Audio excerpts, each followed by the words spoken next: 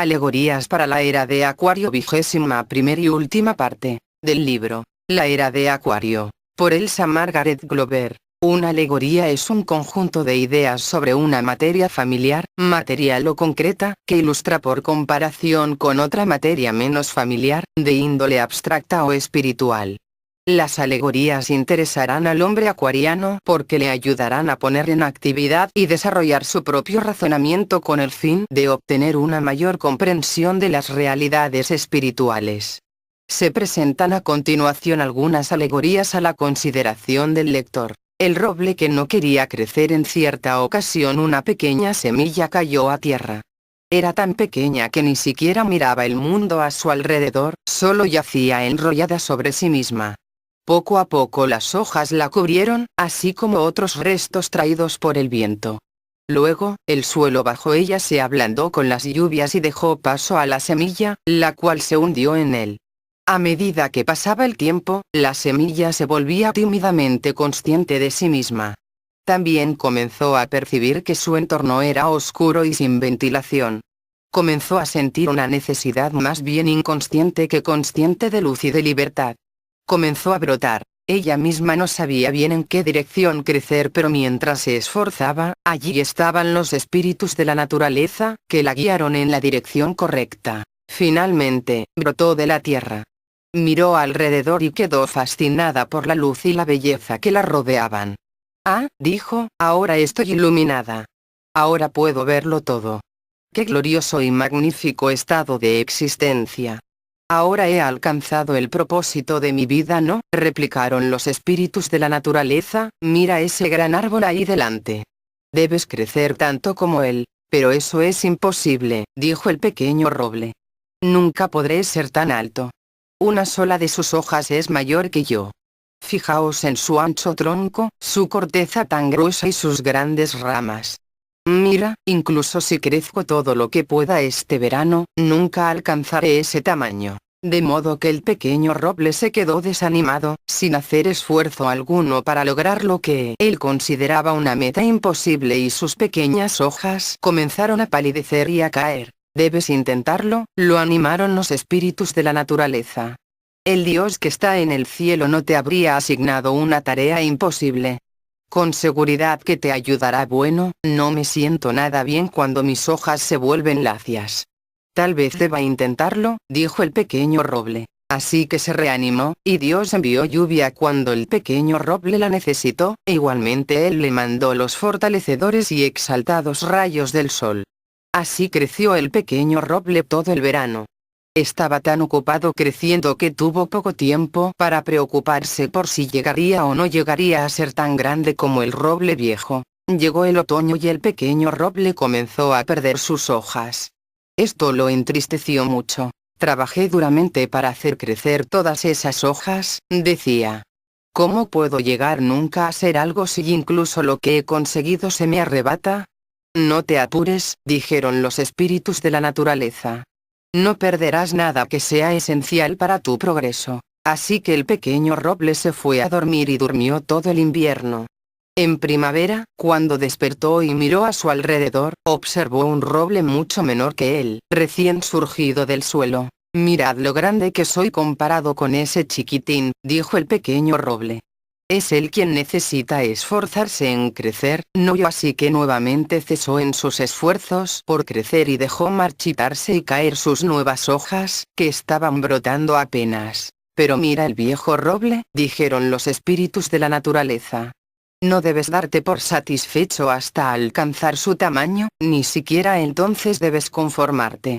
Incluso él tiene crecimiento por delante». De modo que el pequeño roble continuó creciendo, verano tras verano. Y llegó a ser tan alto que podía ver a una gran distancia la campiña. El pequeño roble se hizo grande y fuerte, y adquirió la capacidad de producir numerosas semillas por sí mismo y de dar sombra y protección a numerosas plantas y animales más pequeños bajo sus amplias y firmes ramas.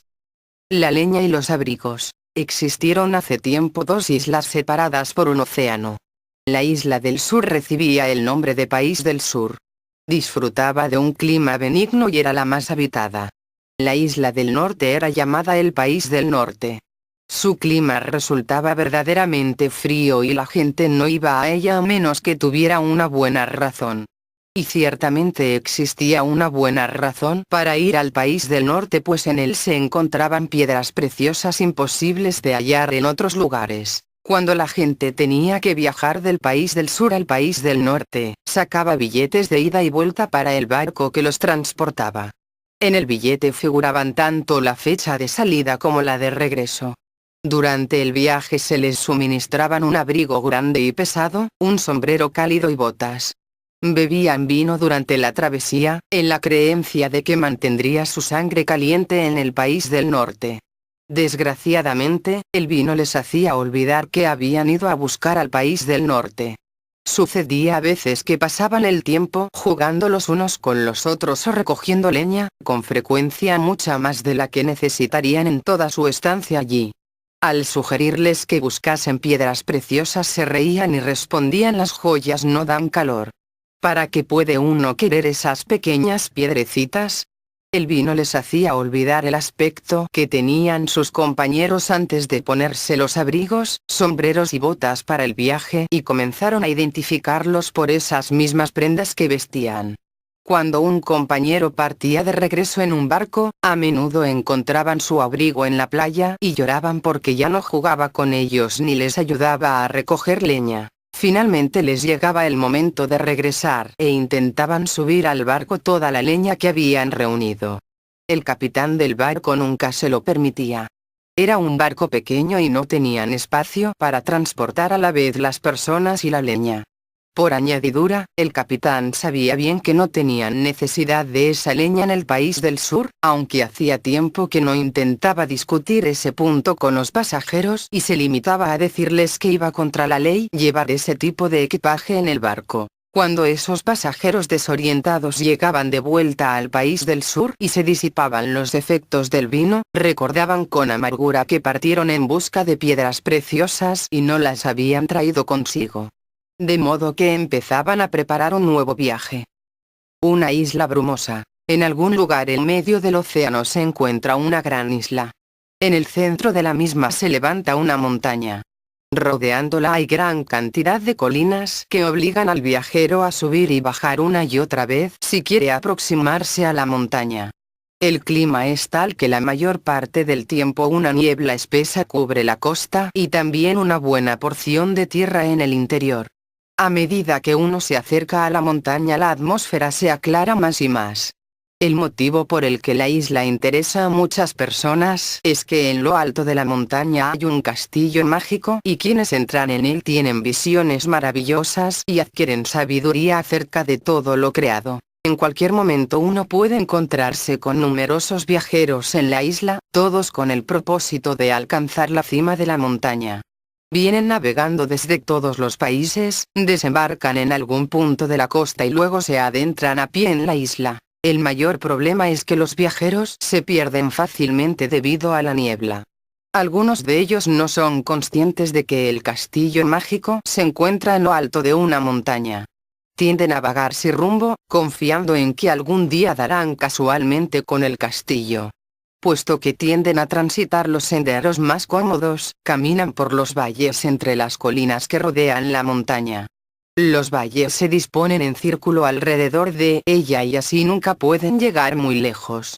Se dice, sin embargo, que quienes caminan por los valles se aproximan gradualmente a la montaña, de manera similar a un microbio que siguiendo a los surcos de un disco de vinilo se acercaría gradualmente al centro del disco. Este sendero es tan largo que incluso de entre los primeros llegados a la isla que lo recorren, ninguno ha alcanzado el castillo por ahora. Otros viajeros saben que el castillo está en lo alto de una montaña pero no son conscientes de las colinas que la rodean. Piensan que para llegar a la cima es suficiente con caminar siempre cuesta arriba. Su problema es que cuando llegan a lo alto de una colina a veces piensan que están en la cima de la propia montaña y se paran allí. Después cuentan a todos los que los puedan oír que han llegado a la cima y que ya son sabios, sentándose llenos de superioridad no solo hacia los que caminan por detrás de ellos en ese valle, sino también hacia los que están en un valle más próximo a la montaña. De cuando en cuando el viento disipa la niebla y se hace un claro en el cielo. Si alguien está alerta en ese momento, puede divisar la siguiente colina o incluso excepcionalmente la propia montaña. Si avanza acto seguido con determinación en la dirección de su visión, puede hacer un progreso considerable antes de perder nuevamente la orientación y con ella la dirección en la que debería caminar. Cuando alguien tiene una vislumbre así, tal vez de instrucciones a quienes le puedan oír de modo que ellos también sean capaces de encaminarse a la montaña. Cuando sucede esto, algunos de sus vecinos no le prestan atención porque piensan que si ellos no pueden ver a través de la niebla, entonces nadie puede hacerlo y quien afirme lo contrario no es digno de confianza. Otros siguen las instrucciones que escuchan con la actitud de probemos y ya veremos qué pasa. Si se encaminan hacia la montaña y son observadores, comprobarán que la niebla se vuelve ligeramente menos densa.